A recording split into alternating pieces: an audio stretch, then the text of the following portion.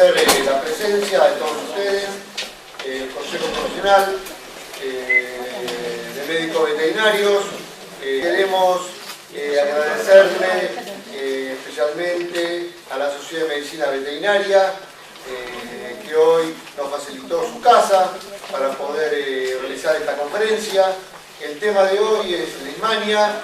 El disertante es el doctor José Octavio Esteves, médico veterinario, el cual desarrolla su actividad profesional en Posadas, en la provincia de Misiones.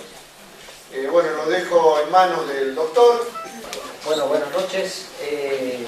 Quisiera agradecer la invitación del Consejo Profesional, que por segunda vez me invita a conversar sobre este tema. Como bien decía en la presentación de colega, nosotros nos dedicamos a la actividad clínica particular.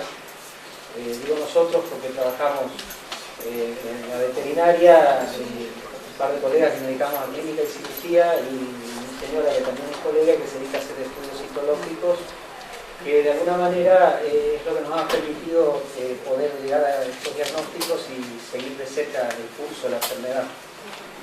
La denominación de leishmaniosis visceral canina, que posiblemente sea la denominación más completa y abarcativa para describir esta enfermedad, es la que define a esta parasitosis producida por un parásito que se llama Leishmania chagasi, que es la denominación que tiene el parásito en América. Está ya demostrado suficientemente que este parásito es el mismo que en otros lugares, sobre todo en Europa, se lo conoce como Leishmania infantum. Hubo durante mucho tiempo mucha polémica respecto a si se trataba o no de la misma especie. Eso en definitiva ahora está zanjado, pero lo que sí se sabe es que existen dentro de esa misma especie numerosísima cantidad de variedades geográficas que pueden explicar diferencias de virulencia, de resistencia y una serie de características que hacen que esta enfermedad en distintos lugares del mundo tome distintas magnitudes, distintos tipos de manifestaciones. Pero básicamente me gustaría insistir que se trata de la misma enfermedad que tenemos acá en América y la misma enfermedad que existe en el viejo mundo. Ese parásito pertenece a la familia Trypanosomatidae, como se ve ahí, que es un parásito que en América también tiene otros representantes, como es el caso de Trypanosoma cruzi, el responsable de la enfermedad de Chagas.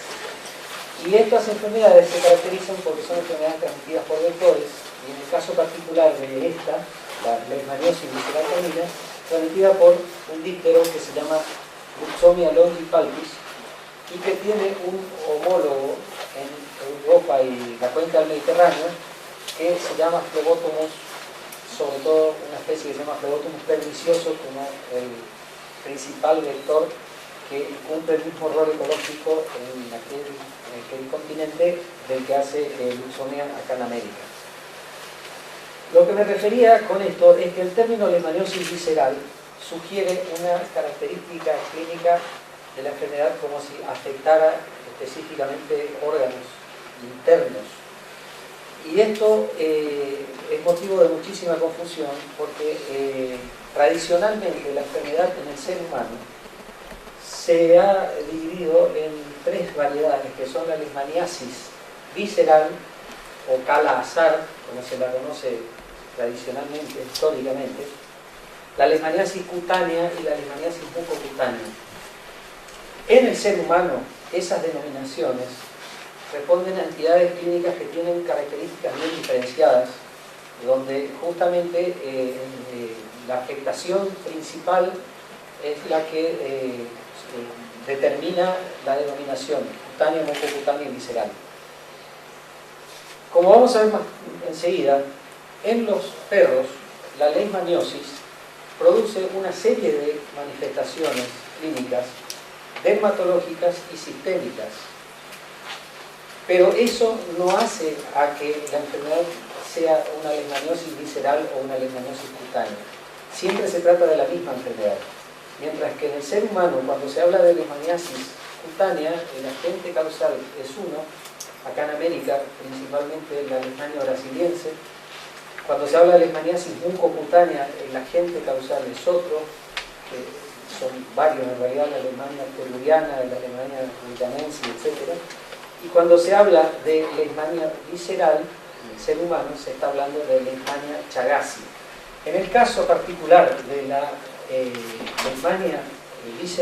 leishmaniasis visceral del ser humano, la interacción que tiene con el perro es muy importante porque justamente son ambos integrantes de la cadena epidemiológica con el vector de por medio. En el caso particular de la leishmaniasis cutánea del ser humano, producida por Leishmania brasiliense, también puede afectar al perro y puede producir una enfermedad que en muchos aspectos es semejante a la leishmaniasis visceral producida por Leishmania chagassi en el perro, es decir, esa enfermedad que en el ser humano produce leishmaniasis cutánea, en el perro produce trastornos cutáneos y trastornos sistémicos parecidos a lo que produce esta otra enfermedad de la que vamos a hablar hoy. Pero el rol epidemiológico del perro como reservorio en esa enfermedad respecto al ser humano es distinto. Y existen otros reservorios más vinculados al ambiente silvestre que tienen mayor relevancia que en esta enfermedad. Por eso es que nosotros nos centralizamos principalmente en esto. Pero es importantísimo porque en todos los lugares donde se empiezan a tener casos clínicos de leishmaniosis canina, dada la multiplicidad de signos y manifestaciones clínicas que tiene la enfermedad, comienzan a aparecer confusiones respecto a si el animal tiene o leishmaniosis cutánea o leishmaniosis visceral, como si se trataran de enfermedades distintas, y en realidad la misma enfermedad con distintas manifestaciones. Y eso tiene que quedar muy claro para nosotros, porque en general los dueños, como generalmente por otra parte se informan por vía alternativa como internet, etc., terminan sacando conclusiones que no tienen nada que ver con la realidad.